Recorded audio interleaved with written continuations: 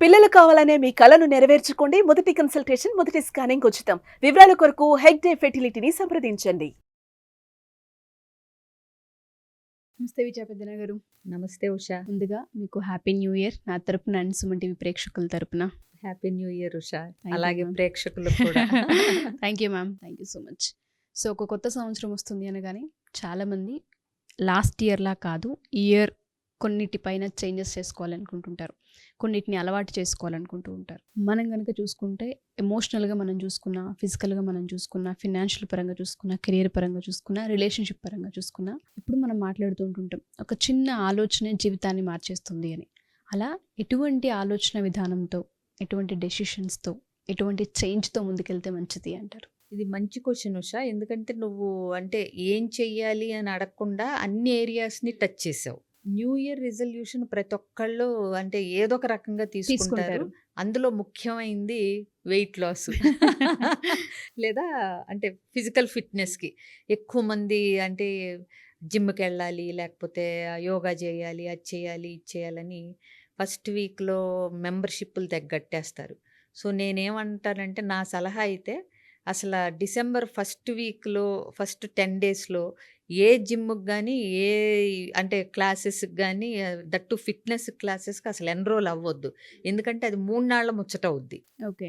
మీరు 10 రోజులు చూసి, ఓ 15 రోజులు చూసి నిజంగా మీరు అంటే ముందు అసలు మీరు జాయిన్ అయ్యే ముందలే అసలు ఇంటి దగ్గరే కొంతకాలం చేయండి యోగా. కానీ ఇప్పుడు యూట్యూబ్లో ఫ్రీ వీడియోస్ ఉంటున్నాయి కదా, అసలు నువ్వు ఒక టైంకి లేవగలుగుతున్నావా, నీకు అసలు చెయ్యాలని నిజంగా ఉందా, నువ్వు అంటే పొద్దున్నే లేచి జిమ్కి వెళ్దాం అనుకున్న టైంలో నువ్వు వాకింగ్కి వెళ్ళు, ఫ్రీ కదా. నువ్వు వరుసగా వారం రోజులు వాకింగ్కి లేచి వెళితే కనుక నీకు పక్కాగా జిమ్లో మెంబర్షిప్ కట్టినా నువ్వు వెళ్తావు అనేది గ్యారంటీ. సో అందుకని ఊరికే డబ్బులు వేస్ట్ చేసుకోకండి. అది ఎందుకంటే ఆ న్యూ ఇయర్ ఉత్సాహంలో ఏంటంటే ఈసారి అది చేసేయాలి, ఇది చేసేయాలి అనే తపనలోంచి కట్టే మెంబర్షిప్స్ ఇవన్నీ. జనరల్గా మనందరం నువ్వు అబ్జర్వ్ చేస్తే జిమ్లో జాయిన్ అవుతున్నాం అనగానే వెళ్తామో లేదో పక్కన పెడితే షూ, జిమ్ డ్రెస్సులు, డంబెల్స్, అసలు అది ఒక ముచ్చట అనమాట. హడావిడి. స్విమ్మింగ్ క్లాసెస్కి వెళ్ళాలనగానే స్విమ్మింగ్కి డబ్బులు కట్టి రావటం, swim suit, goggles, ear phones, ఈ అన్నీ అంటే దాని మీద ఉన్నంత శ్రద్ధ స్విమ్మింగ్కి వెళ్ళటం మీద ఉండదు తర్వాత.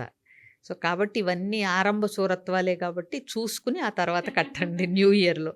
ఇది ఫస్ట్ సలహా. ఇకపోతే నువ్వు అన్ని ఏరియాస్ అడిగావు కాబట్టి ఒక్కొక్క దాన్ని చూస్తూ వస్తాను. ఫిజికల్గా చెప్పాలంటే కనుక ఖచ్చితంగా చేయాల్సినవి కొన్ని ఉన్నాయి. నేను ప్రతిసారి చెప్తూనే ఉంటాను ఏదన్నా సందర్భం వచ్చినప్పుడు. Exercise, sleep routine, nutrition food తినటం, అంటే ఏది పడితే అది తినేయటం కాకుండా కొంచెం చూసుకుని బ్యాలెన్స్ డైట్ తింటాం. సో ఈ 3 చూసుకోవాలి. మంచి తిండి అంటే బలవర్ధకమైన ఆహారం, బ్యాలెన్స్ డైటు, ఎక్సర్సైజు, నిద్ర. అది కూడా వీలైతే కనుక మీరందరూ ఈ న్యూ ఇయర్లో 2025లో ఒక టైంకి పడుకుని ఒక టైంకి లేవటం అలవాటు చేసుకోండి ఖచ్చితంగా.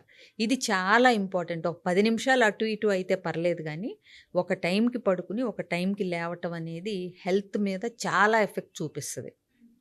ఇదొకటి. అలాగే ఒక 10 నుంచి 12 గ్లాసుల వరకు మంచినీళ్ళు తాగండి. Hydration very very important.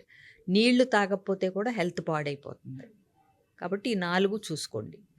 అలాగే ఇకపోతే నెక్స్ట్ సైకలాజికల్ కానీ ఎమోషనల్ హెల్త్కి కానీ బాగా ఆలోచించాలన్నా, ఆత్మవిశ్వాసంతో ఉండాలన్నా, చురుగ్గా ఉత్సాహంగా ఉండాలన్నా పైన చెప్పిన ఫిజికల్వి ఉపయోగపడతాయి. అలాగే మీరు చేయాల్సింది ఖచ్చితంగా వీలైతే కనుక పొద్దున్నే లేవగానే మంచి సమయం, కానీ ఏదొక టైం అయినా అంటే అసలు చేయని దానికంటే ఏదొక టైంకి చేయటం బెటర్ కదా. అలా ఒక పావు గంట ధ్యానం చేయండి.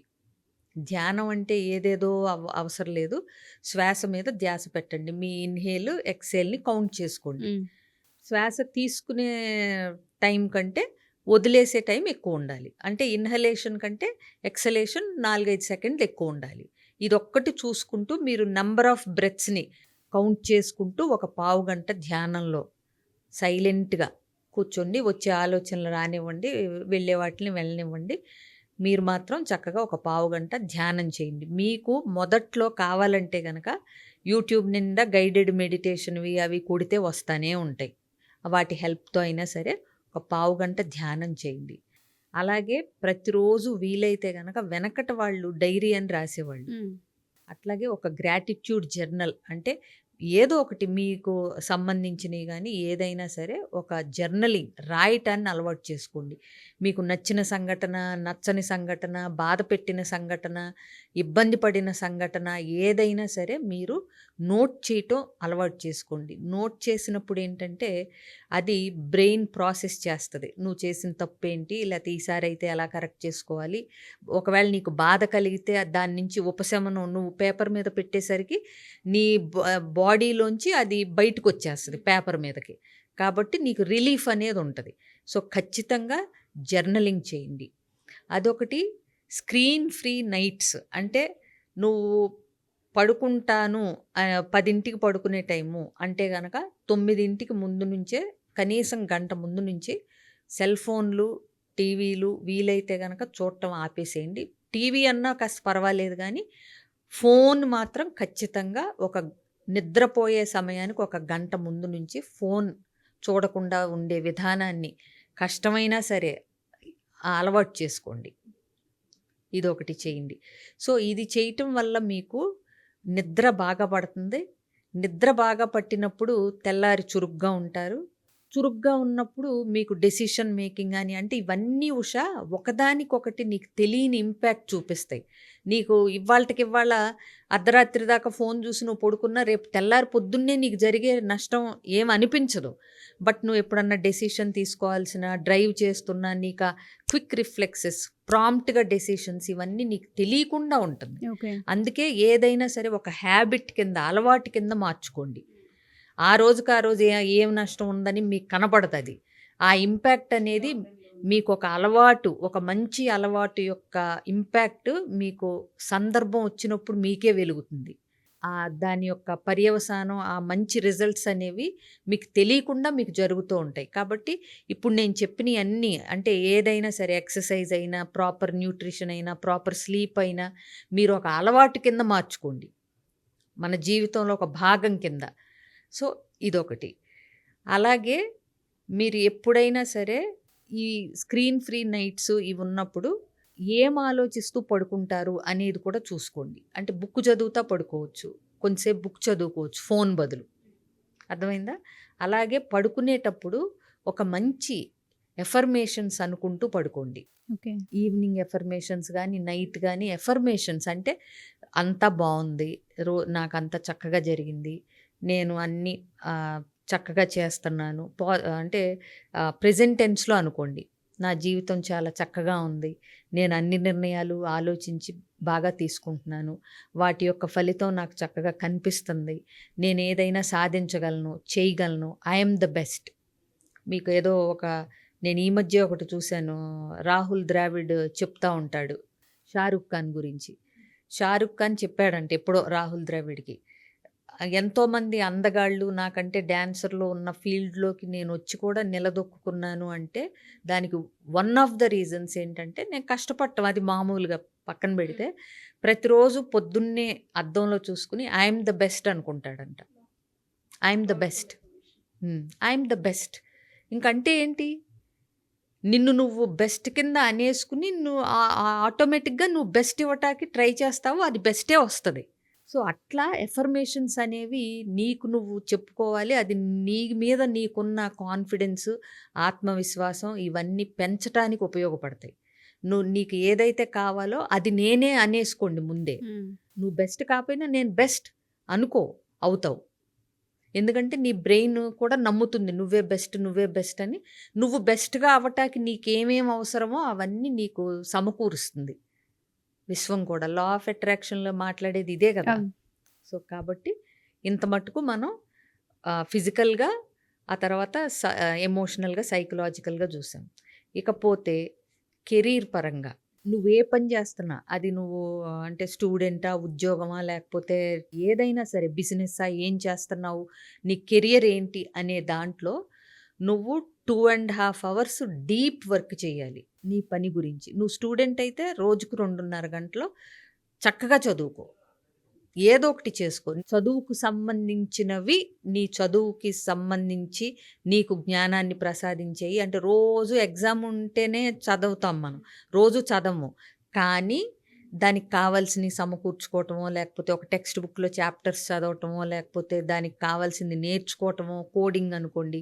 రేపొద్దున ఉద్యోగం నువ్వు చేసేది కంప్యూటర్ సైన్స్ అయితే కోడింగో, పైథానో లేకపోతే ఏదో ఒకటి సీక్వెల్లో ఇలాంటివి నేర్చుకోవటానికి డీప్ లెర్నింగ్‌కి వాడండి. అలాగే డీప్ వర్క్ నువ్వు చేసే జాబ్ అయితే ఏదైతే ఉందో ఆ డీప్ వర్క్ ఆ కెరీర్‌కి సంబంధించిన పనిని 2.5 గంటలు చక్కగా చిన్న చిన్న బ్రేక్స్‌తో 40 నిమిషాలకు ఒక బ్రేక్ తీసుకుంటూ చేస్తే గనక మీ కెరియర్‌లో మీకు ఎదురే ఉండదు. మీరు స్టూడెంట్ అయితే మీకు ఎదురే ఉండదు. సో, కాబట్టి కెరియర్ పరంగా గానీ, ఏదన్నా ఎడ్యుకేషన్ పరంగా గానీ రోజుకు 2.5 గంటలు మీరు ఇన్వెస్ట్ చేయండి. అలాగే న్యూ స్కిల్స్, కొత్త స్కిల్స్ నేర్చుకోండి. ముందు ముందు ఉపయోగపడతాయి. ఖాళీ ఉన్నప్పుడు స్కిల్స్ నేర్చుకోండి.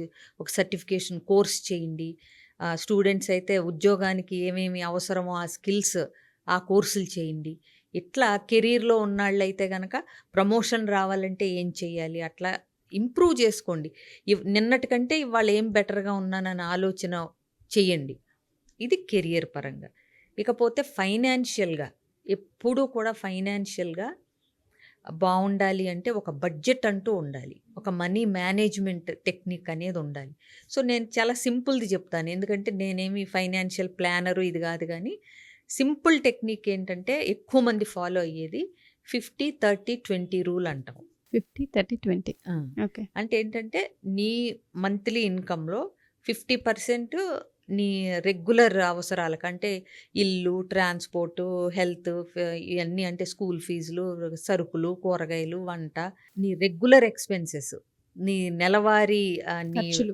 ఖర్చులకి 50% కేటాయించుకోండి. 30% నీ వాంట్స్ అంటే ఎంటర్‌టైన్‌మెంటు, హాబీసు, ట్రిప్పులు, సరదాలు, షికార్లు ఉంటాయి కదా! ఉండాలి కదా! అది కూడా ఉండాలి కదా! హ్మ్. సో, వాటికి 20% ఖచ్చితంగా సేవింగ్. సేవింగ్. ఏది ఏమైనా ఆ 20% ఇప్పుడు రూ. 100లో ఆ రూ. 20 తీసి ఆ డిబ్బీలో ఏసిన తర్వాతే ఈ 80లోనే మీరు చూసుకోవాలి. ఒకవేళ 50 బదులు 60 ఖర్చయితే ప్లెజర్‌కి 20 ఉంచుకోండి. అంతే తప్పితే సేవింగ్‌లోంచి 10 తీయొద్దు. ఓకే. సో, రూ. 20 డిబ్బీలో పడిపోవాలి. ఓకే.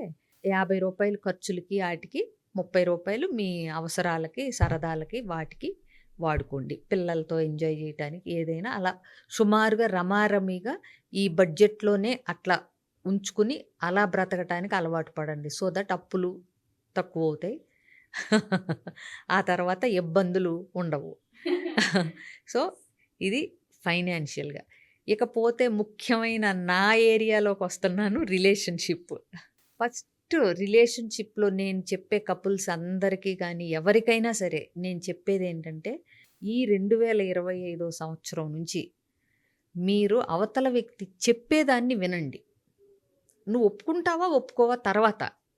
నాకెందుకిలా అనిపిస్తుందో అంటే అని అవతల వ్యక్తి చెప్తున్నప్పుడు ఆవిడకి అనిపించేదంతా సోదెనో లేకపోతే అస్సల అందులో లాజిక్ లేదని గానీ, అందులో పస లేదని గానీ, అందులో పాయింట్ లేదని గానీ నీకు ఏదనిపించినా ఆవిడ చెప్పేది వినండి. ఆయన చెప్పేది వినండి. మీరు చెప్పిందే, మీరన్నదే రుద్దాలని చూడకండి. సో, ముందు విన్నాక ఏమో మీకు కూడా అందులో ఒక చిన్న ఆవిడ 10 వాక్యాలు చెప్తే అందులో 1, 2 వాక్యాలు మీకు కూడా సబబుగా అనిపించొచ్చు. నిజమే గదా! తనన్న దానిలో కూడా పాయింట్ ఉంది గదా! అని అనిపించొచ్చు. నువ్వు వినకముందే నేనే రైటు, నేను చెప్పిందే ఇనాలి, మీకు ఆపేసేయి అని అనకండి. దయచేసి వినండి. మీకు నచ్చకపోతే ఒప్పుకోకండి. విడమర్చి చెప్పండి. కాస్త ఓర్పుగా ఇద్దరూ ఒక టీమ్ అనేలాగా ఈ కొత్త సంవత్సరం అంతా మేమిద్దరం అంటే ఒకే బరిలో ఉన్న ఆపోజిట్ టీమ్ వాళ్ళు అనుకోకుండా ఇద్దరూ ఒకే టీము. మీకొచ్చే ప్రాబ్లమ్స్, అపార్థాలు, సమస్యలు ఆర్థికమైన ఏ రకమైనయి అయినా అవి మీ ప్రత్యర్థుల కింద మీరిద్దరూ ఒక టీం కింద ఉండి ఒకళ్ళ మాట ఒకళ్ళు వినిపించుకుంటూ, వింటూ ఉండటానికి ట్రై చేస్తారు అందరూ 2025లో అన్ని రకాలుగా ఫిజికల్గా, ఎమోషనల్గా, ఆరోగ్యంతో పాటు అలాగే ఆర్థికంగా, రిలేషన్షిప్ వైజు, కెరియర్ వైజు అందరికీ 2025 అనేది అన్ని రకాలుగా బాగుండాలని అందరినీ ఆశీర్వదిస్తూ అలాగే కోరుకుంటూ ఈ ఎపిసోడ్ ముగిస్తున్నాను. Thank you ma'am. Thank you so much. చాలా మంచి ఇన్ఫర్మేషన్ ఇచ్చారు. సేవింగ్ ఫార్ములా అయితే నిజంగా చాలా చాలా బాగుంది. చాలా ఈజీగా మనకు తోచినట్టుగా పెద్దగా లెక్కలేసుకోవాల్సిన పని లేకుండా వచ్చిన దాంట్లో సర్దుకుపోయేలా జీవితాన్ని ఎలా గడపాలని ఎక్స్ప్లెయిన్ చేశారు. Thank you ma'am. And once again happy new year. Thank you so much.